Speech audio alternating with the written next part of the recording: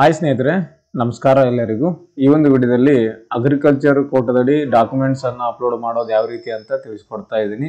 ಈ ಒಂದು ಸಿಟಿಗೆ ಯಾರು ಅಪ್ಲೈ ಮಾಡಿದಾರ, ಇದರಲ್ಲಿ ಅಗ್ರಿಕಲ್ಚರ್ ಕೋಟಾದಡಿ ಕ್ಲೈಮ್ ಅನ್ನು ಬಯಸಿದಾರ ಅಂಥವರಿಗೆ ಈ ಒಂದು ಡಾಕ್ಯುಮೆಂಟ್ಸ್ ಅನ್ನು ಅಪ್ಲೋಡ್ ಮಾಡೋಕ್ಕೆ ಅವಕಾಶವನ್ನು ಕೊಟ್ಟಿದ್ದಾರೆ. ಕೊನೆಯ ದಿನಾಂಕ ಬಂದು ನಾಳೆನೇ ಕೊನೆಯ ದಿನಾಂಕ ಇದೆ, 15ನೇ ತಾರೀಕು. ಅಗ್ರಿಕಲ್ಚರ್ ಕೋಟಾದಡಿ ಸೀಟ್ ಪಡಿತಿರುವಂಥ ವಿದ್ಯಾರ್ಥಿಗಳಿಗೂ ಈ ಒಂದು ಕೆಲವೊಂದು ಡಾಕ್ಯುಮೆಂಟ್ ಇದ್ದಾವೆ. ಅವು ಯಾವೆಲ್ಲ ಡಾಕ್ಯುಮೆಂಟ್ ಅಂತ ಹೇಳ್ತೀನಿ, ಮತ್ತು ಯಾವ ರೀತಿ ಅಪ್ಲೋಡ್ ಮಾಡೋದಂತ ಕೂಡ ಹೇಳ್ತೀನಿ. ಸೊ ಭಾಳಷ್ಟಿಗೆ ಗೊತ್ತಿರೋದಿಲ್ಲ ಯಾವ ರೀತಿ ಅಪ್ಲೋಡ್ ಮಾಡೋದಂತ. ಮೊಬೈಲಲ್ಲೇ ಕೂಡ ಅಪ್ಲೋಡನ್ನು ಮಾಡ್ಕೋಬೋದು. ಬನ್ನಿ ಸ್ನೇಹಿತರೆ, ವಿಡಿಯೋನ ಸ್ಟಾರ್ಟ್ ಮಾಡೋಣ. ಮೊದಲಿಗೆ ನೀವು ಗೂಗಲ್ ಸರ್ಚಲ್ಲಿ KE ಅಂತ ಸರ್ಚ್ ಮಾಡ್ಕೊಳ್ಳಿ. KE ಅಂತ ಕೊಟ್ಟರೆ ಈ ರೀತಿ ಬರುತ್ತೆ, ಅಥವಾ CET ಆನ್ಲೈನ್ karnataka.go.in ಅಂತ ಕೂಡ ಕೊಟ್ಟರು ಬರುತ್ತೆ. ಫಸ್ಟ್ ಲಿಂಕನ್ನು ಓಪನ್ ಮಾಡ್ಕೊಳ್ಳಿ. ಮಾಡ್ಕೊಂಡ ನಂತರ ನಿಮಗೆ ಈ ರೀತಿಯಾಗಿ ಬರುತ್ತೆ. ಇಲ್ಲಿ ನಿಮಗೆ ಆಲ್ ಟಿಕೆಟ್ ಬೇಕಂದರೆ ಇಲ್ಲಿ ಸ್ಲೈಡ್ ಶೋ ಆಗ್ತಾ ಇದೆ ನೋಡಿ, ಇದ್ರ ಮೇಲೆ ಕ್ಲಿಕ್ ಮಾಡಿಕೊಂಡ್ರೆ ನಿಮಗೆ ಆಲ್ ಟಿಕೆಟನ್ನು ತಗೋಬೋದು. ಯೂಸಲಿ ಪಾಸ್ವರ್ಡ್ ಹಾಕಿ ನಾವು ಇವಾಗ ಅಗ್ರಿಕಲ್ಚರ್ ಕೋಟಾದಡಿ ಡಾಕ್ಯುಮೆಂಟ್ಸನ್ನು ಅಪ್ಲೋಡನ್ನು ಮಾಡ್ತಾ ಇದ್ದೀವಿ. ಕೃಷಿ ಯೂನಿವರ್ಸಿಟಿ ಏನಿದೆ, ಕೃಷಿ ವಿಶ್ವವಿದ್ಯಾಲಯಕ್ಕೆ ಈ ಒಂದು ಡಾಕ್ಯುಮೆಂಟನ್ನು ಅಪ್ಲೋಡನ್ನು ಮಾಡೋದಿರುತ್ತೆ. ಸೊ ಇಲ್ಲಿ ಇತ್ತೀಚಿನ ಪ್ರಕಟಣೆ ಇದೆಯಲ್ಲ, ಇತ್ತೀಚಿನ ಪ್ರಕಟಣೆಗಳಲ್ಲಿ ಲಿಸ್ಟ್ ಇರುತ್ತೆ, ಅದರಲ್ಲಿ ನೋಡ್ಕೊಳ್ಳಿ ಡಾಕ್ಯುಮೆಂಟ್ ಅಪ್ಲೋಡ್ ಮಾಡೋ ಬಗ್ಗೆ. ಸೊ ಕೆಳಗಡೆ ಸ್ವಲ್ಪ ಸ್ಕ್ರಾಲ್ ಮಾಡಿ, ಸ್ಕ್ರಾಲ್ ಡೌನ್ ಮಾಡಿದ ನಂತರ ಅಲ್ಲಿ ಏನಪ್ಪ ಇರುತ್ತೆ ಅಂದರೆ, ಇದರಲ್ಲಿ 0404 ಕೃಷಿ ಕೋಟಾ 2025-26 ದಾಖಲೆಗಳ ಅಪ್ಲೋಡ್ ಲಿಂಕ್ ಅಂತಿದೆ ನೋಡಿ, ಇದ್ರ ಮೇಲೆ ಕ್ಲಿಕ್ ಮಾಡ್ಕೊಳ್ಳಿ. ಕ್ಲಿಕ್ ಮಾಡ್ಕೊಂಡ ನಂತರ ನಿಮಗೆ ಈ ರೀತಿಯಾಗಿ ಬರುತ್ತೆ, ಕರ್ನಾಟಕ CET ಅಗ್ರಿಕಲ್ಚರ್ ಕೋಟಾ 2025 ಅಂತ ಬಂದಿದೆ. ಅಪ್ಲೋಡ್ ಮಾಡೋಕ್ಕಿಂತ ಮುಂಚಿತವಾಗಿ ಮೊದಲಿಗೆ ಇಂಟ್ರಕ್ಷನನ್ನು ಓದ್ಕೋಬೇಕು. ಅಂದಾಗ ಮಾತ್ರ ನಿಮಗೆ ಗೊತ್ತಾಗುತ್ತೆ ಯಾವ ರೀತಿ ಮಾಡೋದು ಯಾವ ರೀತಿ ಅಂತ. ಇಲ್ಲಿ ನೋಡಿ ಇಂಟ್ರಕ್ಷನ್ ಏನು ಕೊಟ್ಟಿದ್ದಾರೆ, candidates are informed to read the instruction carefully, keep your relevant PDF documents ready ಅಂತ ಕೊಟ್ಟಿದ್ದಾರೆ.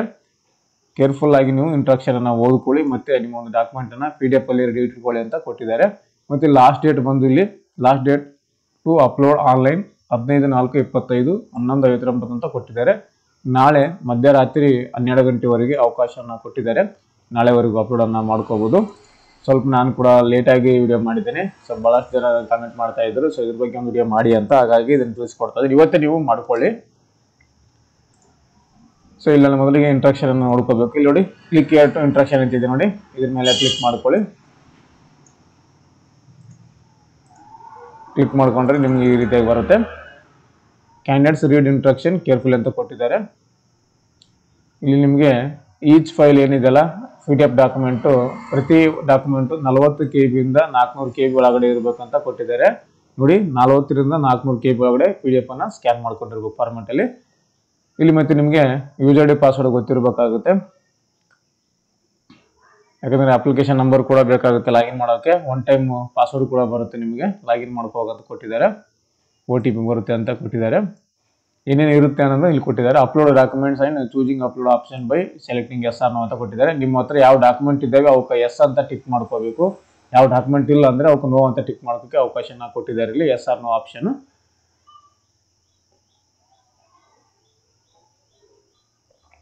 ಅದ ನಂತರ uploading the CET hall ticket ಅಂತ ಕೊಟ್ಟಿದ್ದಾರೆ. CET ಆಲ್ ಟಿಕೆಟ್ ಅಪ್ಲೋಡ್ ಮಾಡೋದು ಮಾನಿಟರಿ ಅಂತ ಕೊಟ್ಟಿದ್ದಾರೆ. CET ಆಲ್ ಟಿಕೆಟ್ ಬೇಕೇ ಬೇಕು, ಎಕ್ಸಾಮ್ ಬರೋದು ಆಲ್ ಟಿಕೆಟ್ ನಿಮ್ಗೆ ಕಂಪಲ್ಸರಿ ಇರಲೇಬೇಕಿದ್ದಿಲ್ಲ ಅಂದರೆ ನಿಮಗೆ ನಡೆಯೋದಿಲ್ಲ.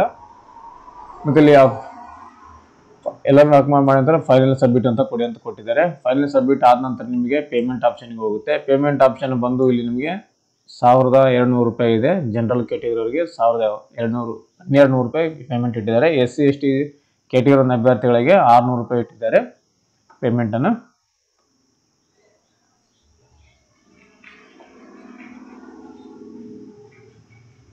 ನೀವು ಅಮೌಂಟ್ ಪೇ ಮಾಡಿಲ್ಲ ಅಂದರೆ ಡಾಕ್ಯುಮೆಂಟ್ ವೆರಿಫಿಕೇಶನ್ ಇದೆಲ್ಲ ಆನ್ಲೈನ್ ವೆರಿಫಿಕೇಶನ್, ಅದಕ್ಕೆ ನೀವು ಎಲಿಜಿಬಲ್ ಇಲ್ಲ ಅಂತ ಕೊಟ್ಟಿದ್ದಾರೆ. ಪೇಮೆಂಟ್ ಪೇಡ್ ಮಾಡಲೇಬೇಕು ಅಂತ ಕೂಡ ಕೊಟ್ಟಿದ್ದಾರೆ.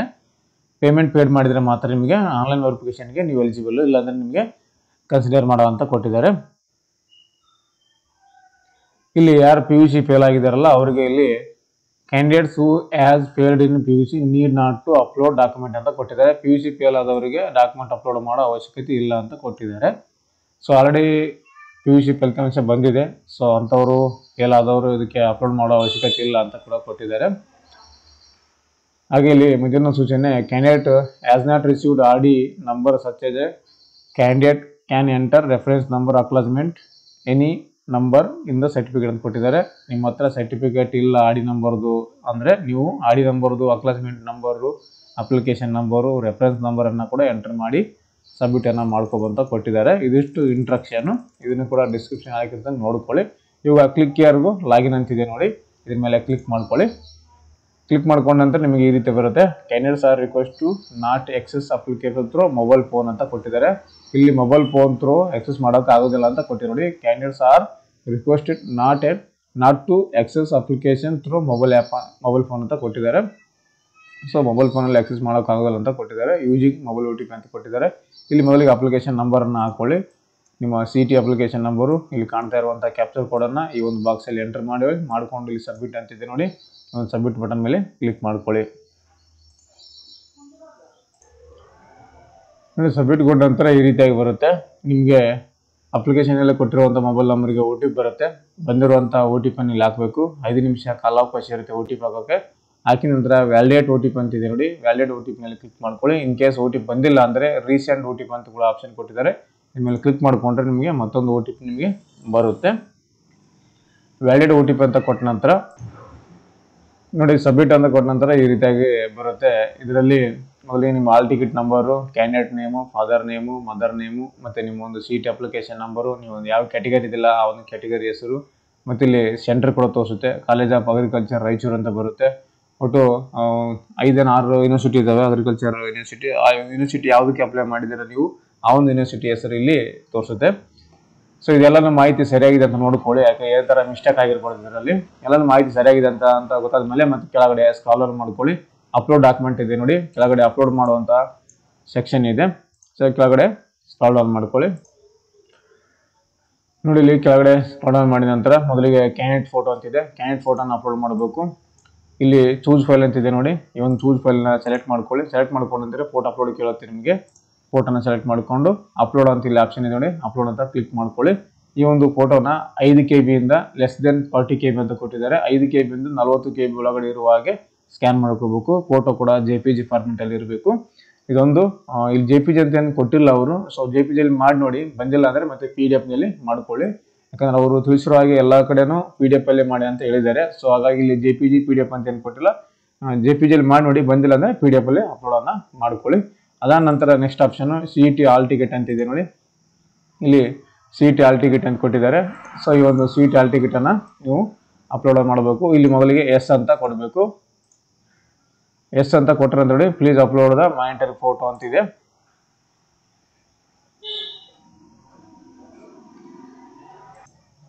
ಇಲ್ಲಿ ನೀವು ಎಸ್ ಅಂತ ಟಿಕ್ ಮಾಡ್ಕೊಂಡ್ರೆ ಮಾತ್ರ ಅಪ್ಲೋಡ್ ಮಾಡಬೇಕಾಗುತ್ತೆ. ನೋ ಅಂತ ಕ್ಲಿಕ್ ಮಾಡ್ಕೊಂಡ್ರೆ ನೀವು ಅಪ್ಲೋಡ್ ಮಾಡೋ ಅವಶ್ಯಕತೆ ಇರುವುದಿಲ್ಲ. ಸೊ ಹಾಗೆ ಅದೇ ರೀತಿಯಾಗಿ ಇಲ್ಲಿ agriculturist and manual labour in agriculture activity certificate ಅಂತ ಕೊಟ್ಟಿದ್ದಾರೆ. ಇಲ್ಲಿ ಕೃಷಿ ಕಾರ್ಮಿಕ ಅಂತ ಕೊಟ್ಟಿದ್ದಾರೆ. ವ್ಯವಸಾಯಗಾರರ ಕುಟುಂಬ ದೃಢೀಕರಣ ಪ್ರಮಾಣಪತ್ರ ಅಥವಾ ಕೃಷಿ ಕಾರ್ಮಿಕ ಪ್ರಮಾಣಪತ್ರ ಅದು ಕೂಡ ನಿಮ್ಮ ಹತ್ರ ಇದ್ರೆ ಇಲ್ಲಿ ಎಸ್ ಅಂತ ಟಿಕ್ ಮಾಡಿಕೊಂಡು ಅಪ್ಲೋಡ್ ಅನ್ನ ಮಾಡ್ಕೊಳ್ಳಿ. ಅದೇ ರೀತಿಯಾಗಿ ವಂಶವೃಕ್ಷ ಅಂತ ಕೇಳಿದ್ದಾರೆ. ವಂಶವಳಿ ಇದ್ರೆ ನಿಮ್ಮ ಹತ್ರ ಎಸ್ ಅಂತ ಟಿಕ್ ಮಾಡಿಕೊಂಡು ಅಪ್ಲೋಡ್ ಅನ್ನ ಮಾಡಿ. ನಿಮ್ಮ ಹತ್ರ ಯಾವ ಡಾಕ್ಯುಮೆಂಟ್ ಇಲ್ಲ ಅದಕ್ಕೆ ನೋ ಅಂತ ಕ್ಲಿಕ್ ಮಾಡ್ಕೋಬೇಕಾಗುತ್ತೆ. ಇದ್ರೆ ಮಾತ್ರ ಎಸ್ ಅಂತ ತಗೊಂಡು ಅಪ್ಲೋಡ್ ಅನ್ನ ಮಾಡ್ಕೋಬೇಕಾಗುತ್ತೆ. ಅದೇ ರೀತಿಯಾಗಿ ನೆಕ್ಸ್ಟ್ ಇವಾಗ ಇನ್ಕಮ್ ಸರ್ಟಿಫಿಕೇಟ್ ಕೇಳ್ತಾ ಇದೆ. ಇನ್ಕಮ್ ಸರ್ಟಿಫಿಕೇಟ್ ಕೂಡ ನಿಮ್ಮ ಹತ್ರ ಇದ್ರೆ ಇಲ್ಲಿ ಎಸ್ ಅಂತ ಟಿಕ್ ಮಾಡ್ಕೊಂಡು ಅಪ್ಲೋಡ್ ಅನ್ನ ಮಾಡ್ಕೊಳ್ಳಿ. ಎಲ್ಲರೂ ಕೂಡ PDF ಫಾರ್ಮ್ಯಾಟ್ ಅಲ್ಲಿ ಇರಬೇಕು. ಅವಾಗಲೇ ಹೇಳಿದೆ ನಿಮಗೆ PDF ಅಲ್ಲಿ 400 KB ಒಳಗಡೆ ಸ್ಕ್ಯಾನ್ ಮಾಡಿ ಇಟ್ಕೊಂಡಿರ್ಬೇಕು.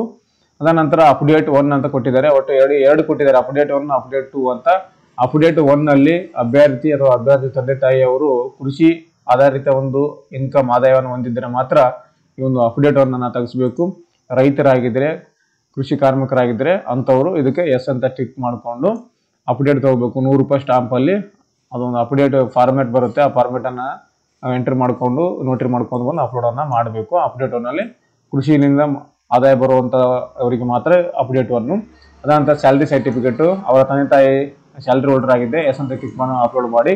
ಸ್ಯಾಲರಿ ಹೋಲ್ಡರ್ ಆಗಿದ್ದಿಲ್ಲ ಅಂದ್ರೆ ನೋ ಅಂತ ಟಿಕ್ ಮಾಡ್ಕೋಬೇಕಾಗುತ್ತೆ. ಇನ್ಕಮ್ ಡೀಟೇಲ್ಸ್ ಫ್ರಮ್ ಬಿಸ್ನೆಸ್ ಅಂತ ಕೊಟ್ಟಿದ್ದಾರೆ. ಬಿಸ್ನೆಸ್ ಮಾಡೋರು ಇದಕ್ಕೆ ಎಸ್ ಅಂತ ತಗೋಬೇಕು. ಅಂದ್ರೆ ತಂದೆ ತಾಯಿಗಳು ಬಿಸ್ನೆಸ್ ಮ್ಯಾನ್ಗಳಾಗಿದ್ರೆ ಅಂತವ್ರು ಮಾತ್ರ ಇದಕ್ಕೆ ಎಸ್ ಅಂತ ತಗೋಬೇಕು. ನೀವು ಬಿಸ್ನೆಸ್ ಮಾಡಲ್ಲ, ಬಿಸ್ನೆಸ್ ಇಂದ ಇನ್ಕಮ್ ಬರಲ್ಲ ಅಂದ್ರೆ ಅದಕ್ಕೆ ನೋ ಅಂತ ಟಿಕ್ ಮಾಡ್ಕೊಳ್ಳಿ. ಅದೇ ರೀತಿಯಾಗಿ ಅಪ್ಡೇಟ್ 2 ಅಂತಿದೆ. ಅಪ್ಡೇಟ್ 2 ಕೂಡ ನೋಡಿ ಕನ್ಸೋಲೇಟೆಡ್ ಇನ್ಕಮ್ ಅಂತ ಕೊಟ್ಟಿದ್ದಾರೆ. ಅಗ್ರಿಕಲ್ಚರ್, ಸ್ಯಾಲರಿ, ಬಿಸ್ನೆಸ್ ಎಲ್ಲ ಒಂದು ಮೂಲಗಳಿಂದ ಆದಾಯ ಬರ್ತಾ ಇದ್ರೆ ಅದಕ್ಕೆ ಎಸ್ ಅಂತ ತಗೋಬೇಕಾಗುತ್ತೆ. ಅಪ್ಡೇಟ್ 2 ನಲ್ಲಿ ಏನ್ ಕೊಟ್ಟಿದ್ದಾರೆ, ಸ್ಯಾಲರಿ, ಬಿಸ್ನೆಸ್ ಮತ್ತೆ ಅಗ್ರಿಕಲ್ಚರ್ ಈ ಮೂರುಗಳಿಂದ 3 ಆದಾಯ ಮೂಲಗಳಿಂದ ಆದಾಯ ಬರ್ತಾ ಇದ್ರೆ ಅಪ್ಡೇಟ್ ಟು ಒಂದು ₹100 ಸ್ಟಾಂಪ್ ತಗೊಂಡು ನೋಟರಿ ಮಾಡಿಸಿ ಇಲ್ಲಿ ಅಪ್ಲೋಡ್ ಮಾಡಬೇಕಾಗುತ್ತೆ. ಈ 3 ಮೂಲಗಳಿಂದ ನಮಗೆ ಆದಾಯ ಬರೋದಿಲ್ಲ ಅಂದ್ರೆ ಇಲ್ಲಿ ನೋ ಅಂತ ಟಿಕ್ ಮಾಡಬೇಕಾಗುತ್ತೆ. ಸೊ ಎಲ್ಲಾನು ಡಾಕ್ಯುಮೆಂಟ್ ಸರಿಯಾಗಿ ಅಪ್ಲೋಡ್ ಮಾಡಿದ ನಂತರ ಇಲ್ಲಿ ಸಬ್ಮಿಟ್ ಅಂತ ಕೊಡಬೇಕು. ನಾನು ಇಲ್ಲಿ ಅಪ್ಲೋಡ್ ಮಾಡ್ತಾ ಇಲ್ಲ, ಯಾಕಂದ್ರೆ ಅದನ್ನ ಅಪ್ಲೋಡ್ ಮಾಡಿ ಸೊ ಕಾಣಿಸಾಗಿಲ್ಲ, ಬ್ಲರ್ ಮಾಡಬೇಕಾಗುತ್ತೆ. ಹಾಗಾಗಿ ಜಸ್ಟ್ ನಿಮಗೆ ಇನ್ಫಾರ್ಮೇಶನ್ ಹೇಳ್ತಾ ಇದ್ದೀನಿ, ಈ ರೀತಿ ಮಾಡ್ಕೊಳ್ಳಿ ಅಂತ. ಸಬ್ಮಿಟ್ ಅಂತ ಕ್ಲಿಕ್ ಮಾಡ್ಕೊಳ್ಳಿ. ಸಬ್ಮಿಟ್ ಅಂತ ಕ್ಲಿಕ್ ಕೊಟ್ಟ ನಂತರ ನಿಮಗೆ ನೆಕ್ಸ್ಟ್ ಪೇಜು ಪೇಮೆಂಟ್ ಪೇಜ್ಗೆ ಹೋಗುತ್ತೆ. ಅಲ್ಲಿ ನಿಮಗೆ ಜನರಲ್ ಅವರಾಗಿದ್ದರೆ ₹1200 ಪೇಮೆಂಟ್ ಮಾಡಬೇಕು. SC/ST ಕ್ಯಾಟಗರಿ ಅವರಾಗಿದ್ದರೆ ₹600 ಪೇಮೆಂಟ್ ಅನ್ನ ಮಾಡಬೇಕು. ನಿಮಗೆ ಪೇಮೆಂಟ್ ಮಾಡಿದ ನಂತರ ನಿಮಗೆ ಅಪ್ಲೋಡ್ ಸ್ಟೇಟಸ್ ಕೇಳುತ್ತೆ. ಅಲ್ಲಿ ವ್ಯೂ ಅಂತ ಕ್ಲಿಕ್ ಮಾಡ್ಕೊಂಡು ನಿಮಗೆ ಒಂದು PDF ಓಪನ್ ಆಗುತ್ತೆ. ಆ ಒಂದು PDF ಅನ್ನ ಡೌನ್ಲೋಡ್ ಮಾಡ್ಕೊಳ್ಳಿ. ಯಾಕಂದ್ರೆ ನೀವು ಒಂದು ಅಗ್ರಿಕಲ್ಚರ್ ಕೋಟಾದಡಿ ಡಾಕ್ಯುಮೆಂಟ್ ಅಪ್ಲೋಡ್ ಮಾಡಿರೋ ಬಗ್ಗೆ, ಪೇಮೆಂಟ್ ಮಾಡಿರೋ ಬಗ್ಗೆ ನಿಮಗೆ ರಿಸಿಪ್ಟ್ ಬಂದಿರುತ್ತೆ. ಆ ರಿಸಿಪ್ಟ್ ಅನ್ನ ಇಟ್ಕೊಳ್ಳೋದು ಮ್ಯಾಂಡೇಟರಿ. ಯಾಕಂದ್ರೆ ನಾಳೆ ಡಾಕ್ಯುಮೆಂಟ್ ವೆರಿಫಿಕೇಶನ್ ಅಲ್ಲಿ ಅಡ್ಮಿಷನ್ ಮಾಡುವಾಗ ಬೇಕಾಗುತ್ತೆ ಅದು ಆನ್ಲೈನ್ ವೆರಿಫಿಕೇಶನ್ ಸಮಯದಲ್ಲಿ.